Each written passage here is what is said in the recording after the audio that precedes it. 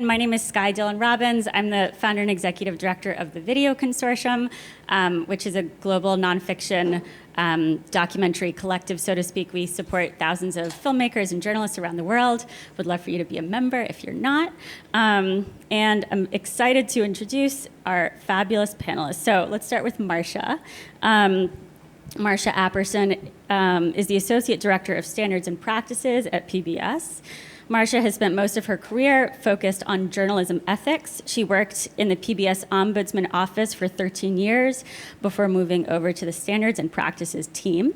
With S&P, she focuses on PBS's editorial and funding standards, creates content for the PBS Standards website, and reviews films that air on POV and independent lens, a few of which are at this very festival. Her 6-year-old son is a diehard Razorbacks fan. And she cannot believe how lucky she is to be in Arkansas, just like the rest of us. So glad you're here, Marcia. Sean Lavery, right here, is the former head research editor at The New Yorker magazine, where he led and expanded the fact-checking team. He is now at Yale Law School, attending a graduate program for journalists. So props to Sean for widening his perspective. Andrés Cediel, with us here today, above us, is an Emmy Award-winning documentary filmmaker and frequent contributor to the PBS program Frontline, so we have some synergy. His work is focused on the widespread use of immigrant women and children, both on the job and in detention, and has received 2 DuPont Columbia Journalism Awards, the RFK Grand Prize for Journalism, twice been a finalist for the Goldsmith Prize in Investigative Reporting. He was nominated for a Peabody and multiple Emmys, among other wonderful awards. He is currently a professor at the University of California, Berkeley's Graduate School of Journalism. All right, so now we're going to get started. And I'd love to just contextualize this, this conversation that we're going to be having today. Recording in progress. And now that we're recording, we can officially get started. So fact-checking and bringing standards and practices into your work is really great, but it would be wonderful for us to kind of dive into why this is important.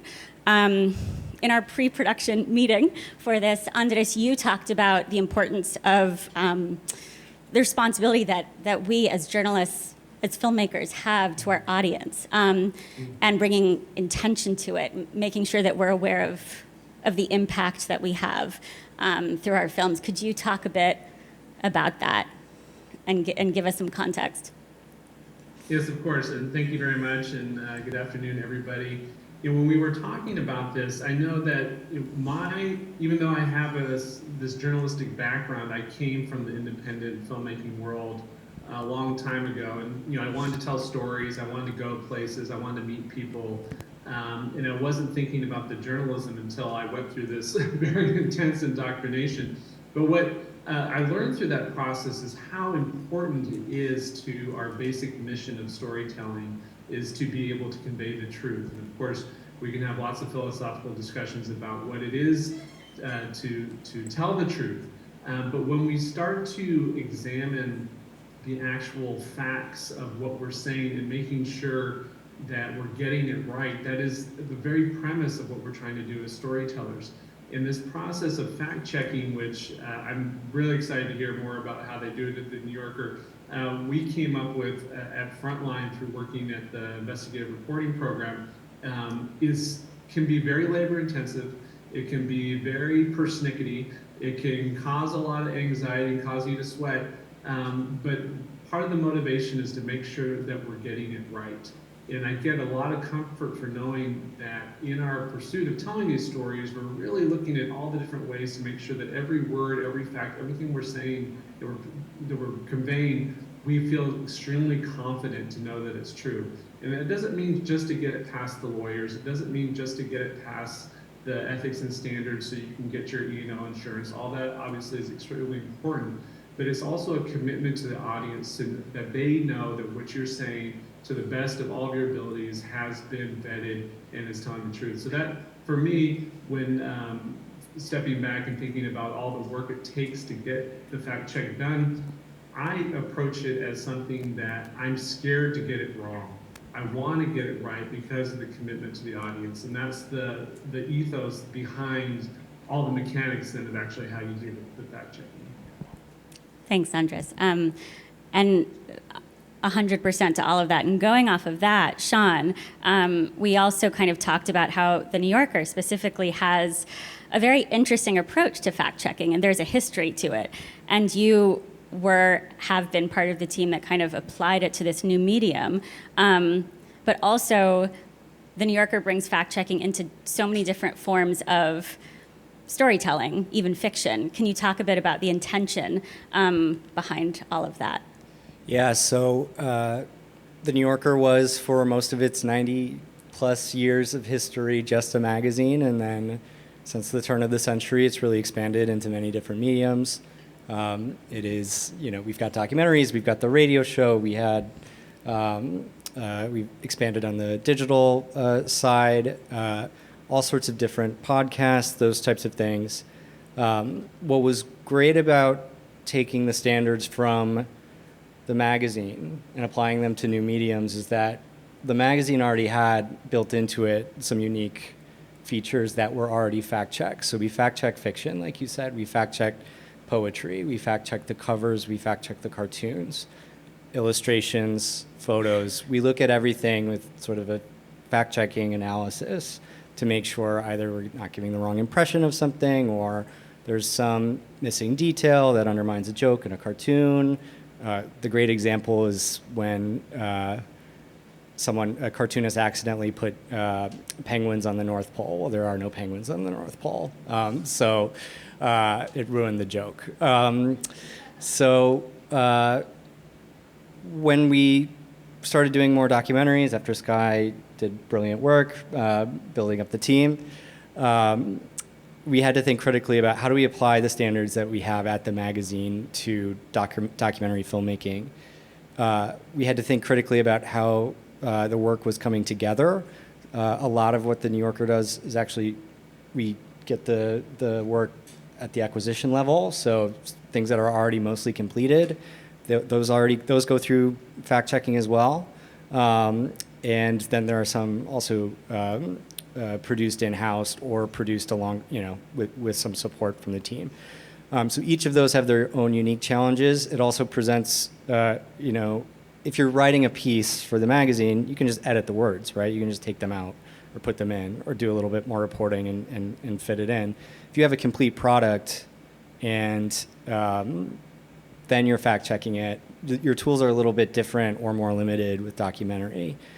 So it was a unique challenge to approach it that way. But thinking about how we check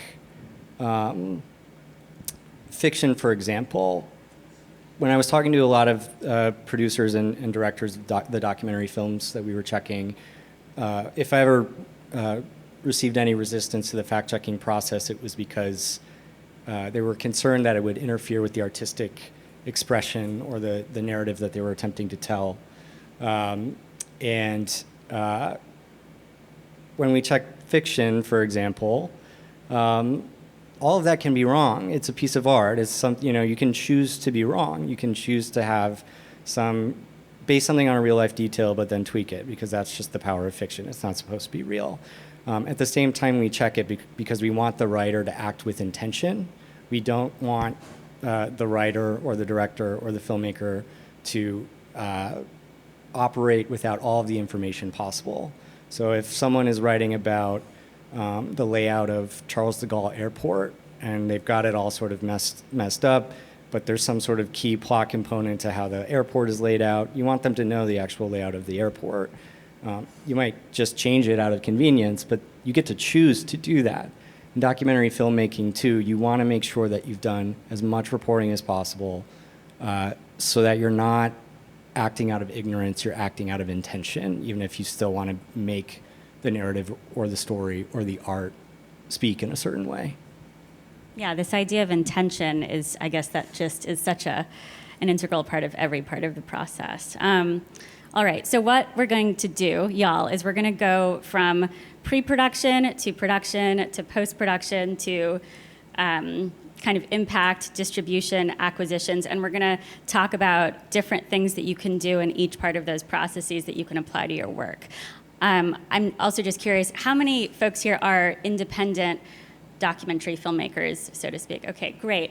So granted, Marcia is at a very big organization, and Sean was, and Andrés kind of blurs those lines, but we're going to be talking about what you as independent, mostly filmmakers can do, realizing that you don't have a full team behind you. So the idea is for us to be very practical and realistic in this. So pre-production, as we dive into that realm, you have a script or that's going to change, you have maybe a grant, you have an idea, and if you want to save yourself and not make some mistakes in the end, there are some things that you can kind of be aware of. Marcia, why don't we start with you? Sure. As far as advice for when you're... as you're embarking on the process. Yeah, before you start, one piece of advice that's in our standards is to hire a diverse team. So I would have as much perspective behind the camera as possible. We talk a lot about diversity on the screen, but we think it's really important to be inclusive and have diversity behind the camera as well, and that will likely save you in ways you might not even anticipate as you go through the project. Just as a PBS example, there was a filmmaker who made a 15-hour documentary on the war, and after it was done, it was discovered that no Hispanic veterans were included in all the hours, and so then he had to go back and add half an hour. And so at the time, I was in the ombudsman's office, and that was the recommendation, is what would have been different if he had had a more diverse team, maybe. Hopefully somebody would have caught that before he was done. So that's what I would recommend at the beginning, because that context and that inclusiveness will make it more accurate and authentic. That's a very important, that's great. Andrés, as a filmmaker yourself, do you have any past mistakes or anything? You know, we've all made mistakes here that you would recommend folks do that you've learned from, in a sense, or not, you know? I want to second the idea of having diversity on the team to give you the different perspectives. I was also on a project in which that we were halfway through production and realized that we were going down a path that we hadn't fully thought through. We had to pull back. But I think one of the things that you need to do as a filmmaker, and you're embarking on this, and as we talk through pre-production, production, post-production, is that you want to be doing this at all stages. So at the very beginning, you want to take stock of what are the possible facts that will be in your film. What are the things that are knowable and what are the things that are not knowable? So for instance, in the series that I worked on about abuses of immigrant women, we immediately knew that the question was going to be, well, how big of a problem is that? How big is the problem of sexual assault of female farm workers? Well, we knew that we weren't going to be able to find a lot of facts. There wasn't going to be a lot of data. There weren't going to be a lot of studies. People weren't going to be filing a lot of lawsuits, which immediately was going to be a fact-checking challenge for us, because we knew that there was going to be a lack of information. So then we had to design our research to figure out what was there, what was available. So in that case, we looked at the body of lawsuits that were available through government agencies, and then we analyzed that subset of lawsuits to give us trends of what was going on in the larger landscape. There's a whole lot of, I can go on a lot more about the issues around trying to fact check sexual assault, but the idea is you need to, when you get started, think about, okay, what am I going to run into here? And what am I going to be able to know? What am I not going to be able to know? So that means having people on your team who are smart, who are inquisitive, who are diverse, to think about what am I missing here, and then to be able to adjust early on in the process before you get too far down the line, and then have to add a half hour to your series at the end. 100%. And then what about just logistically as a filmmaker, you know, documents or contracts, or sometimes it's really hard to get an appearance release form, but if you sell that in the end, you could run into some issues. What are some things that you always like to make sure that you get to ensure that the facts stay straight, so to speak, as you keep going with production. Or So I think Andrés, yeah. if you don't have this practice already as a filmmaker, you know, you got your drive with your releases and the archival material you work.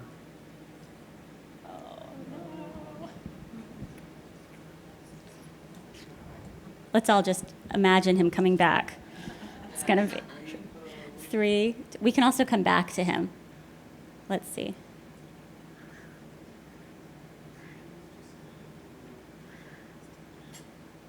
Get your questions ready. We're gonna get to those. This is the future. Yeah, totally. Okay, well, we will go back to that because that's a very important thing that he's going to talk about. But from the fact-checking perspective, Sean, what are some things that are really good for producers to do that you and the fact-checking team have kind of come across, so to speak? Yeah, so to echo what my other panelists have said, diversity is really key and important. One of the values of the New Yorker fact-checking team, we cover languages. That naturally kind of attracts a team of with diverse backgrounds, cultural. Recording in progress. And we also have a lot of international fact-checkers, people with backgrounds outside of the United States, which has a lot of value.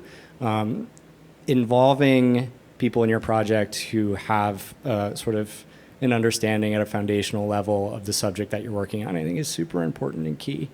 Andrés, we're going to come right back to you. I don't know if you can hear us. We're going to finish this with Sean, and your answer was extremely important, so just hold on. Okay, great, Sean. And then kind of a separate point, one of the things that we run into pretty commonly on subjects that are particularly sensitive, Andrés mentioned reporting on sexual assault and violence. Documentaries often have family narratives that are often filled with conflict or embarrassing stories in some fashion. Whenever we go about trying to fact check those details that are especially sensitive, we often come across a little bit of resistance to the process and concerns that if you do the reach out and if you do the fact checking, either it'll blow up the project or cause problems for the subjects of the stories. So keeping in mind that you are releasing the documentary to the public and knowing ahead of time is always, again, this comes back to working with intention. Knowing ahead of time is always better than releasing something and then discovering that you either got something wrong or have caused harm in some unpredictable way.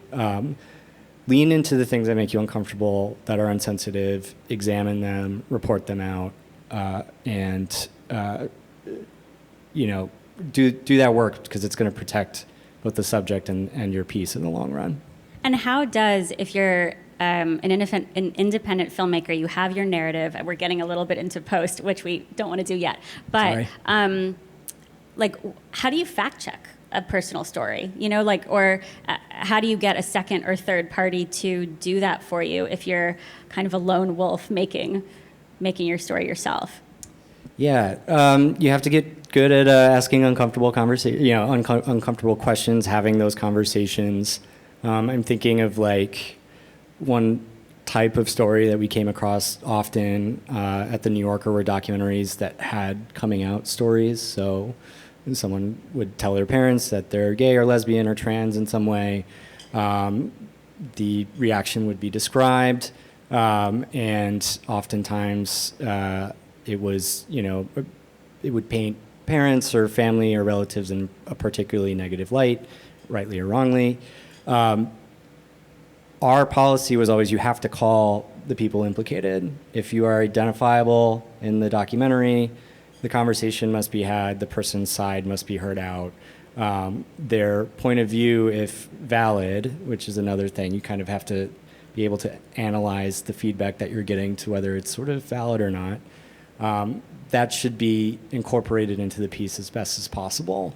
There was often a lot of sort of resistance to that type of work because I think people, when they go to tell someone's story, it is sometimes seen as their story.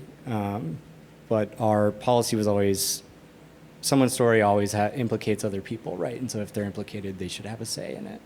And I think I would encourage people who are working independently to just plan up front to have those conversations so that you're not so far down the line in your project that you've already gone in one direction narratively, and then the problem occurs.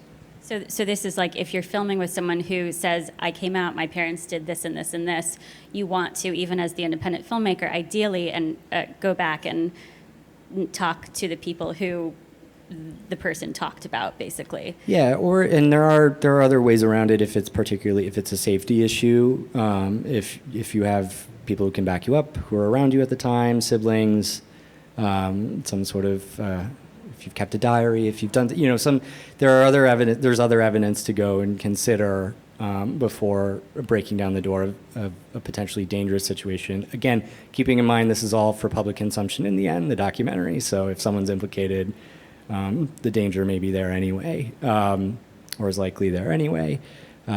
So you can go back to the person or just consider all the evidence that a person may have to back up their story. Mm-hmm, mm-hmm. And Marcia, what do you think about that process from the PBS point of view? I'm sorry that we lost Andrés. We'll come back to Andrés. Yeah, I was going to say Frontline is a good example where they've covered difficult situations. Like they had a documentary on Afghanistan and the situation had changed. And so even though they had, can you hear me? Even though they had gotten releases in the beginning, everything had changed so much, and so mostly for safety concerns, and they went back to the participants, at least as many as they could find in the country, and made sure they were still okay being, in this film and it being distributed, and that it wasn't going to cause concern. So they were a good example of going back to making sure that the situation, it was still an accurate portrayal, but also that they were comfortable being in the film still. So I think that's a good example. Yeah, great. Go really, yeah. Okay, so we're gonna into the mic. Okay, good. And we're still pulling Andrés up, so we'll get back to him soon.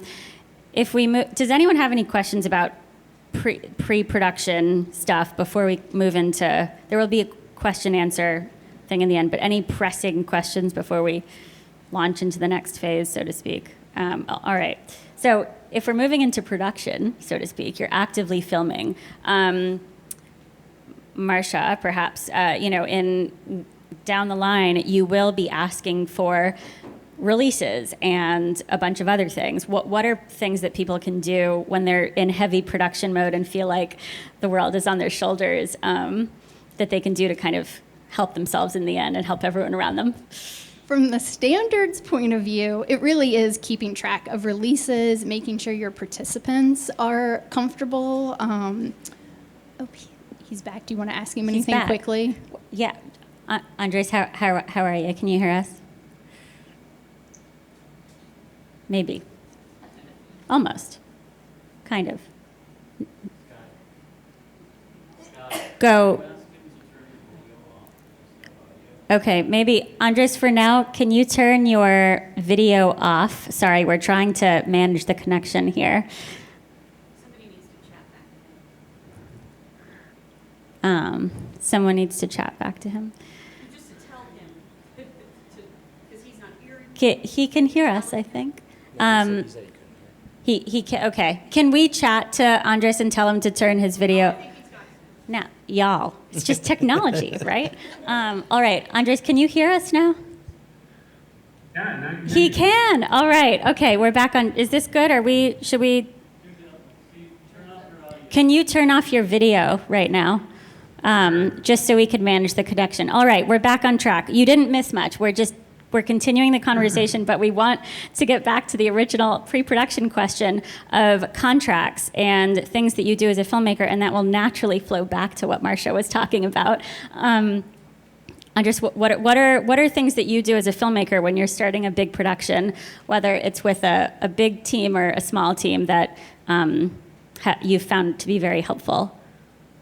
Yeah, I'm not sure when I dropped off, but one of the things that I was trying to convey was to really start gathering as much as you can in terms of what might be with your primary sources for fact-checking, whether those are lawsuits, articles, studies, books, testimonies, anything you have, and start to build yourself an organizational system that you can be able to refer to during the course of the process. But it's really going to, in my experience, it comes down to those final 2 or 3 weeks before broadcast, when a lot of eyes are all of a sudden on your piece. There's a lot of lawyers, and you need to be able to quickly find that information. One of the strategies that we developed, and this, whether you have a team or not, this can be a lot of work, is to start a spreadsheet with all your facts in it. And basically, when you start to think about what's a fact, almost everything is a fact. And what the fact is, and then where your sources are that you're getting it, so you can quickly refer to that. And I think, and then you'll have to be talking, but I think it's important to if you know who your outlet might be, to be talking to them about what they're going to be requiring from you, because you don't want to get to the end of the process and not have what you needed early on. But again, I think it's really gathering as much information as possible from as many different sources as possible, and really understanding what it is that you know and what it is you can't know, so that you can have a ready explanation of why you're not going to be able to fact check this in a traditional way, if you're going to have to look at it from a different angle, or whether that's something that you're not going to be able to get into. So in the early stages, it's really about building an organizational structure and having some sort of spreadsheet to be able to easily access things when things get really hot at the end of the process, when you're trying to get it out there. 100%. And that goes to Marcia. On the receiving end of all of these things, what do you ask for those documents, and what else do you ask for? Okay, we don't ask for the releases, but I will say what we ask for as part of our regular S&P review is we have a spreadsheet that you would get, and we ask for all your funding. So all funding that goes into the production of your content. So sometimes that's easy for people. If you've had a crowdsource funding campaign, all those people have to be reported as well. We don't accept any anonymous funders. And so this can be a rigorous process for some people, especially if they're a couple years past post-production, and then they're being picked up by PBS and need to go back. So this doesn't necessarily have to do with accuracy of the content, but you do have to accurately report all your funding sources that went into the content production. And then along with that, we would ask for credits and the people involved with making the film, which I think is the easier piece. And just curious, what if someone did get an anonymous funder? What happens? They would likely have to return the money or make it up themselves or some other way. Okay. Wow. Great. Okay. I mean, not great, but, Good to know, though, Good to ahead know. of time. Yeah. Note. All right. Any other thoughts in terms of production? Andrés, I don't know if you're. I know you're here with us. For all three of you, as a filmmaker is doing their thing and in active production, are there other things that are just worth noting that will make it easier in the end? In terms of making sure that you're as accurate and clear as possible. And this is also with the note that there's so many different kinds of docs that you can make, right? There are the classic journalistic integrity, very rigorous docs. They're more of the advocacy-esque ones, right, and everything in between. But no matter what you're doing, if you're going to sell it in the end, or if you're not, if you're going to give it out to the public, making sure that things are correct is just so important. Anything else that comes to mind for any of you? No. Something I'll jump in. Yeah. Sorry, I can't read people's body language. Somebody else is going to jump in, so I'm just going to jump in. No, it's good. When doing interviews, this is something that I found very important. Is I think a lot of times when we interview somebody, this is somebody that we've looked up, that we've had talks with, that we want to be a character in our film. And we're just predisposed to believe them. We want to believe them. That's why we're interviewing them. We expect that everything they're going to say coming out of their mouth is going to be true. And unfortunately, that's not the case. Whether it's because people have their own agendas, or they're doing it deliberately, or they just misspeak, right? And so this is something that comes up a lot, is when people misspeak during their interview, and it's a great bite, and they say it with emotion, they got it just the way you want, and then you get back into the edit room later and realize that they said something that was incorrect. So whether it's that inadvertent mistake, whether it's somebody who's trying to put out some falsehoods in some way, or in a case with, and I'll use the sexual assault example, we were interviewing a lot of victims of sexual assault, and those are classic cases in which there's going to be one person who said it happened, and there's going to be another person who said it didn't. So how are you then going to fact check that? One of the things that we did in those situations is we looked for any other corroborating evidence that we could find, whether that was police reports, whether those were depositions, anything that we could use and talk through with the survivor beforehand, with their lawyer, with their advocate, about which were the facts that they were going to talk about in their film that were going to be necessary for us. We don't need all the details, right? But we need to be in the same ballpark, and this can get into some legal sticky areas also, if there's ongoing civil cases or criminal cases, to make sure that you're also not going to inadvertently screw up their case. So all this to say is that before you go into the interview, to have done as much research as possible, to have those key facts handy for you, so that during the interview you can stop and say, okay, wait a second, I think you might have misspoken, or that didn't happen on that day, that actually happened in December, so that then the person can say, oh yeah, you're right, thank you for stopping me. And get it right while you're doing the production. It's much easier to get it right then than to try to fix it in the edit room. 100%. All right. So production, check. If we now move over to post-production, it's all quite seamless. You're editing, or you're done. Marcia, would you like to go first on this? Sure. This is where we get a bit deeper. Yeah, I think. What do you think? I think the editing part is really important for our review, because that's where we can run into some issues. Is that, of course, you have all this material and then you have to condense it, and so I guess my advice would be just to be very thoughtful about how you edit quotes, of course. Make sure they still accurately reflect what the person was conveying. And that also is true for time lapses. So if you've spent years and years working on this and then you have to condense it, just make sure it's clear to your audience. Let's say it's supposed to be in chronological order, but then you have to jump around a little bit to tell the story. It has to be really clear to your audience, because you just don't want them to come away feeling misled. And you might inadvertently do that in the editing process and to tell the story. And so I would just say, be really transparent to your audience about your editing choices and when you have to shorten things. Sean?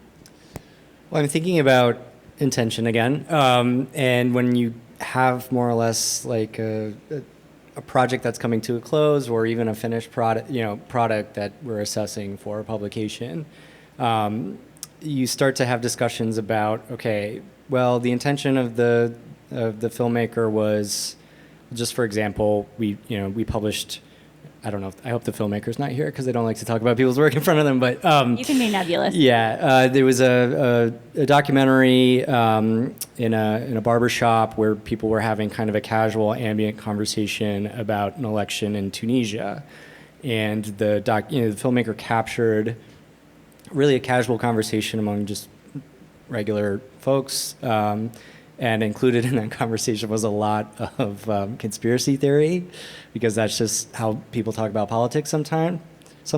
And so we're considering, okay, this is an American audience for a film about Tunisian politics. An American audience might not really recognize that this is a conspiracy theory, but you don't want to interrupt in the editing process just the casual conversation that's happening in front of us. That's part of the intention. That's part of the art. But how do we get across to someone who's catching this that this political candidate isn't a murderer? Like, how do we do that? And we thought about it, didn't want to put like a title card in or anything like that. Like, that was looking ridiculous. And so we decided we were going to run an essay alongside the video that gave a little bit more depth and context to the Tunisian election. So you could just kind of jump into the documentary, and a viewer who wanted to go a little bit further would have come across the essay that said, okay, these details are a little bit off the wall. I just, fact check, this isn't right. But we wanted you to know that there was this is how the conversation would go in a casual setting. And so thinking critically about how to maintain the intention of your art while also signaling to somebody, or at least putting somewhere, that the truth, and also considering how the audience is going to receive it, I think those are important things to keep in mind at the edit stage. Great. And historically, title cards are not a favorite amongst filmmakers, but sometimes you have to do it. Marcia, do you have any thoughts on that? Well, Wendy and I are laughing because this is what we have to do sometimes. So our standards, we try not to be overly prescriptive, but there are situations where something needs to be explained or made known to the audience. And so one of the ways to do that is to put a title card at the beginning, so just going into it, they know, and it doesn't interrupt. Sometimes it's lower thirds, which somebody was talking about in an earlier session, and we'll get pushback from the filmmakers, and we get it. And so that's why we're not overly prescriptive, but we're willing to work with you all on what feels right for your art form, but at the same time to be transparent in why these choices were made or how this was set up. And so we do use title cards, we use lower thirds, we'll put notes in the credits, whatever needs to be done to not interrupt, but just be transparent. But sometimes also, if you're staying on top of the footage that you're getting and you know that you want to use part of that scene, in a sense, and you're actively still in production, maybe you can get pickup shots that explain something there. Andrés, do you want to speak to that a bit in terms of kind of keeping the sides balanced and showing versus telling, so to speak, through what you're doing? Well, I think it's a great example of how the fact-checking process doesn't happen at the end, it's ongoing. So being aware of that in the time that it's happening, to be able to interrupt or be able to adjust and not wait for somebody to tell you later in the edit room. Because I think the other kind of guiding philosophy, if it hasn't been said already, is at the end of the day, what the audience believes to be true needs to be true. And that's a hard thing to control for, but that's really what we need to be doing as a storyteller. So if you're putting out something, and I think this is a great example in this barbershop, you could make an argument and say, hey, they were actually in the barbershop and they were saying these things, so I'm just portraying what actually happened there. But if it's putting forward a falsehood, then you're doing a disservice to the audience. So I think there's, in terms of the showing versus telling, it's funny because the text cards, I totally get it. A lot of the work that I do has, a voiced narration, which, is not stylistically what everybody's going to be doing, but it's actually very, very useful. It's very, very useful when you can rewrite your narration to make it true, to make it more accurate, and to explain these things away. So whether it's voice narration or text narration, I encourage people to use those tools if they're available to use stylistically. Otherwise, you'll have to find much more creative ways to get at that, whether that's reshooting, if you have access to your characters again, to be able to figure out how to make it true, or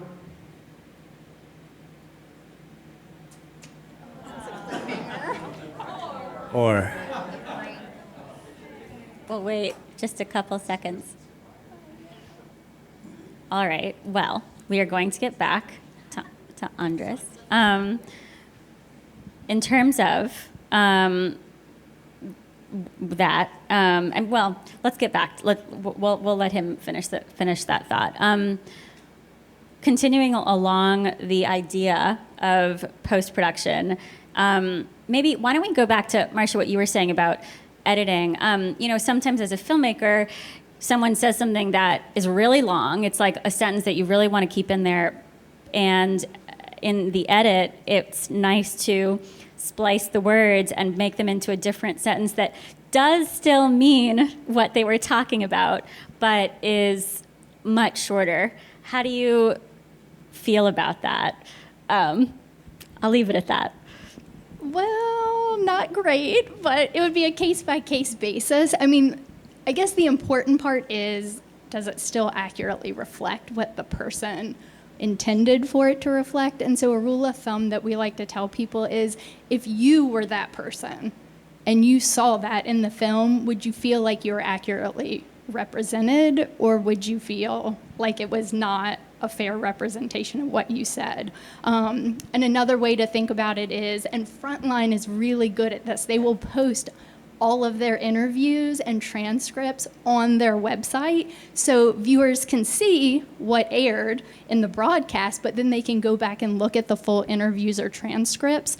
And so if you're able to do that, would you feel like what you see in the film accurately portrays the fuller version? And so ideally, yes, to your point, is if it feels accurate and right, then it's probably going to be okay from our perspective. Great. And just in terms of having, people talk, having there be an audio track, and then having there be B-roll on top. Sometimes what you're seeing is not what you're hearing. Maybe from the New Yorker perspective, when you guys are fact-checking things, and in terms of ways that folks can apply these to their own independent productions, how do you, it obviously doesn't have to be completely synergist, but are there any rules that you apply in terms of how, like seeing versus hearing, or other things in that realm that are important to note? Yeah, this is another way in which the different mediums that the New Yorker works in they were really helpful and worked off of each other. We have a radio show and podcast programs, and we fact check those too. And editing for a radio show is just editing all the audio selectively together, and so you have to make real thoughtful editorial choices so that you're not, slicing off important context from a person's statement, or the question that they're responding to is actually attached to the answer that they're giving, those types of things. Those standards on how we work on radio often apply to how we think of or how we approach any given documentary. You don't want to take, for example, a question from one part and then apply an answer to it, even though it would be really cool if they said it that way, really good. That's not kosher. Sometimes you do, though, people, as I have probably done a million times today, repeat themselves and go a little long and ramble a little bit when they're just kind of having conversation. So cutting things down, taking out repetitions, making it appear sort of clean and thoughtful in the way that the person intended, like that's pretty much fair game usually. And of course, there's also the stakes are higher if the reporting is more about something sensitive. You want to be even more careful and even more selective about how you carve around people's words that way. Mm-hmm. Mm-hmm. And Andrés, are you here? Yeah, I'm here. Awesome. Just to go back, we were talking about editing and trying to stay as factually correct as possible.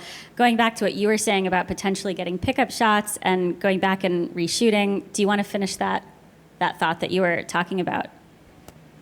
I'm not sure at what point I dropped off, but I think that, going back to the main idea of being able to use the tools that you have available to you, whether it's voice narration, text narration, or going back and shooting, is to really understand, and this goes back to another point I was making about really understanding your material and really understanding what it is that you're trying to convey. So at the beginning of the process, I was talking about needing to know which facts are knowable and which are not. At some point, you have to be able to make some decisions about what's going to be in the film or not. And that sometimes you'll say, you know what, that's not going to work. We might have to lose that Tunisian barber shop scene because it's just getting too hard. And that becomes an editing decision whether you leave it in or not. But really, when it comes down to these facts, is understand what is going to be essential to be able to tell the story truthfully in the way you need it to be told, and what at some point you're just going to have to lose it. And so that happens to, we all have to do that in the editing process all the time, and to be prepared to do it, because if you don't feel like you can ethically put something out there that's not going to, it's going to be confusing, if it might lead to some misunderstandings, that might just have to go. So I think that's an important part of the fact-checking process, is to know when you have to cut your losses and say, this actually isn't going to work. You can do all the things you can try to do to make it work, but sometimes you're going to have to let it go. Okay, so going from there to, because in the interest of time, y'all, we're going to speed things up in the end so that we can get to questions. If we can briefly cover acquisitions and distribution, so to speak. We did talk about that a little bit in bits, but Sean, do you have thoughts when you are getting something that is fully complete, maybe an example of an interesting situation, or not, just something that you think would be useful to folks here. And then just so everyone knows, we're going to, each of our lovely panelists have prepared a couple of things, just very quick takeaways that you can each apply to your work that we'll go through quickly, and then we're going to get to questions. So we have just about 5 more minutes. So John, acquisitions, distribution, or Marcia, whoever would like to go first on that. Yeah, it was always kind of a funny conversation to have. If something's already been shown, and then it comes to the New Yorker as an acquisition, and then we want to mess with it, that seems really bad and frustrating, and maybe there's no resources left to even do anything about it, or what have you. And so those conversations were always interesting. One of the things that would come up is if something had already been shown, and then there's something sensitive in which we discover the filmmaker hasn't reached out to someone who's implicated, and would have been useful to have that background context. One of the things we would often hear is that, oh, they'll never see it. And my response to that is always like, you can't count on that. Like, you cannot count on someone not watching the documentary. Maybe they didn't go to Sundance, but if we're going to put it on the internet, it lives there forever. And it's useful to know, again, knowing ahead of time, knowing before publishing, knowing before putting it up is always better than discovering after the fact that you've done something really bad. Good to know. Marcia? I would just say that with PBS, of course, there are time constraints that seem to be frustrating sometimes to the filmmakers, but to Andreas's point, there are sometimes scenes that when we first look at it, maybe are questionable or raise some issues. And so sometimes those are the first to go, though. Then because of time, they have to cut it down. And so then they just have to make those choices to make it work. And so it's an easy choice then. Andrés, in terms of acquisitions, distribution, you have worked a bunch within Frontline, so I guess it's a little bit different, but anything that you've encountered that you would like to impart to the rest of the room here? I think, again, because most of the work is with Frontline, we have our processes that we've laid out, but maybe I'll use that to jump into the 3 tips. It's really just kind of going Great. back to starting early with this process. This is a start early and continue it all the way throughout. I would encourage everybody to love your facts. You just got to fall in love with wanting to get it right. And along with that, the next one, and this is something I talk to students about, is this is a place that is okay to be OCD. This is a place where it is okay to really think about this in a fashion where you become a little bit obsessed. And if you're going to become obsessed and neurotic about something in film, it's okay to do it about your facts, because you want to get that right. You want to. These are the things that you should worry about, in my opinion. And then I just wanted to reiterate the point that was made again, is really incorporating the diverse opinions and thoughts and perspectives throughout the process. And that's going to be talking to people who are experts, talking to other people on your team, showing it to other folks around, to make sure that you're not living in this little bubble where you're creating a reality for yourself that's actually not going to play out. I think the point that was just made about, oh, they're never going to see it, that's false. That's the wrong attitude. You have to believe that everybody's going to see it. It was kind of like, it reminded me of that, there's that phrase that people say sometimes about, dance like nobody's watching. No, you should dance like everybody's watching. How do you want to be out there in the world and make sure that everybody is going to see it? The people in your film are going to see it, the President of the United States is going to see it. You should be approaching this as if this is going to be seen by everybody in the world, and use that to inform how.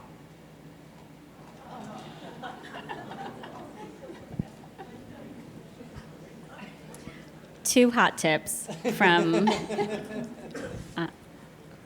We're gonna come back to him. Sean, Yes. 3 hot tips.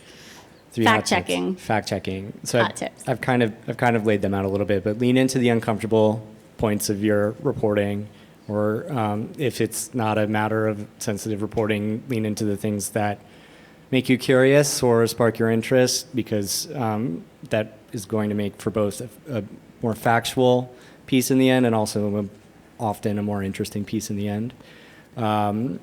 I like the one, I'm going to borrow it and steal it, of like, assume everyone's watching, because everyone might watch, or their friend or their mom could watch, and then they'll tell that person about it. And then lastly, incorporate that questioning and that reporting throughout your process from the beginning, so that you're not stuck in a difficult situation near the end of the entire process. Great. And Andrés, now that you're back with us, do you want to finish up your second and just do your third tip? I think that my second one was about, it's okay to be OCD about this and really be neurotic about wanting to get it right. But the last one was going to be reiterating a point that was made earlier, because I think it's so important. That's about incorporating diverse perspectives throughout your process, on your team, on your close group of advisors, going back. This might be a situation in which you would be showing some parts of it to some participants in your film. That can be controversial in different arenas, but I think when you're trying to get things right, you need to be going back to people throughout the process and really thinking about that there's lots of different ways of portraying the truth, and that the more diverse opinions you have about it, the more likely you're going to get it right. That's great. Thank you. Marcia, Do we have cherry on top time? of the cake, yes. Okay, 3. I'll do 3 really quickly. One thing you all know I've shown great restraint in not mentioning artificial intelligence yet, but I'll mention it now. We are starting to see AI-generated content in films, so I just want to caution to be really careful at this point. Research shows that the models, what they're generating is not always accurate or authentic, so be really careful if you use AI-generated content. The second thing is, this is kind of just a fun strategy. If you want to use a false, for example, if you're covering politics and you want to use a false statement, you can build what they call a truth sandwich. And so you lead with the truth, so your audience hears that first, and then you put in the false statement by somebody, and then you sandwich that between repeating the truth again. So that's a way that you can include something, but make sure it's squished between what's accurate. And the third thing, we haven't talked about corrections, but that's important to us. We're all humans. We will make mistakes, and so PBS really wants you just to be upfront and own that. It's much worse if you try to just hide it or make it go away, so just own up to your corrections. You can update your film. If it's already out there, there are different ways. On the website, on social media, you can get a correction out there. So we just strongly encourage you to correct or update your film if necessary. Thank y'all so much. Let's give them a round of applause, y'all. So we have, thank you guys. We have about 5 minutes of questions. All questions are good questions. Oh gosh, here we go. Do you want to stand up and, sorry. So using B-roll and integrating B-roll to your story, that's not just covering an edit or putting something to change up the look for a thing. How do you? What are some of your opinions on how to convey B-roll to not just cover edits but also elevate the truth? What are some ways that you can use B-roll to really elevate your story and convey the truth? Is that? And not just use it to cover edits. Right, and not just use it to cover edits, but to use it creatively and use it intentionally. Yeah, I think there's a big risk in using B-roll to dramatize, which is one of the things we try to look for in fact-checking, making sure it matches the actual material that you have. If you have, some massive shipwreck as B-roll, but it's actually, you're talking about a bathtub. I don't know. Like, this is not it. that's something to keep in mind as you're making selections. And you also don't want, without coming up with any specific examples, like the words that are being said, if they're being said over the top of the B-roll, are also very important. You want to convey, again, you just want to convey the actual truth of it rather than sort of dramatizing things. That's the one thing I saw as a risk with B-roll. Mm-hmm. Andrés, or Marcia? Yeah. No, I would just add don't, I guess, introduce inaccuracies or throw your context off by throwing in B-roll just to fill space or to cover the edit. So I would just be careful about that. And I was just going to say, in terms of, I never think about B-roll as being something extra. It's what we're looking at. So it's the primary thing that's happening on the screen. And one of the things I always try to do, so if somebody's telling a story and say something happened in the hallway of this office building, I'm going to do my best to try to go to that office building, to go to that hallway, so that I know when I'm showing this, even if the audience is never going to know and it's just going to look like another hallway, that's part of my process of trying to get as close to the truth as possible. Now, of course, when you can't get to that office and that hallway, to be able to understand what that hallway was and get to something that could have been that hallway or as close to that hallway as possible, and really trying to get as close to that truth through the visuals that you were using also.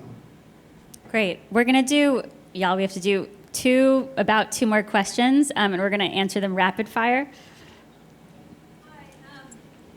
Sometimes the truth is relative to the perspective of the person telling it, and I wonder if any of you have been in a situation where you really had to grapple with that and allow various perspectives to relate that truth, even though they don't always coordinate or add up.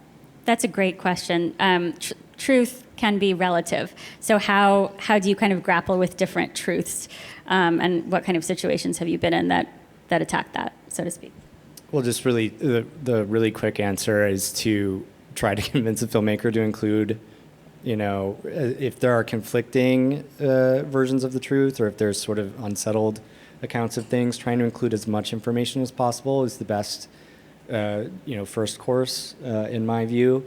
And then acting with intention, having the conversation with the filmmaker and whoever's involved in the process about, do you really think that this is how it should land? Do you think that there isn't any other alternative explanation? Do you really think that we can't incorporate other elements of this? Having those kind of contentious, thoughtful conversations throughout the process will often lead to a deeper, if not, if there's no perfect truth, then you can at least tell the full array of what's happening around something. Yeah, so I screen the POV films for PBS, and so they're different, of course, than some of our hard-hitting journalism programs. And so we approach those differently, of course, and as long as it's clear to the audience that the filmmaker is telling their story. And sometimes they appear on screen, which is different than some of our other programs. As long as it's clear to the audience what they're seeing and whose story it is, then it's up to them to take away what they want from that and how they feel or believe that story. Thank you, guys. In the interest of time, we unfortunately have to wrap, but Sean and Marcia are here to answer your questions afterwards. And Andrés, thank you so much for beaming in and being with us. And cheers to the truth. And thank you all for being with us this past hour. Thank you, Sky. All right. Thanks, Andrés.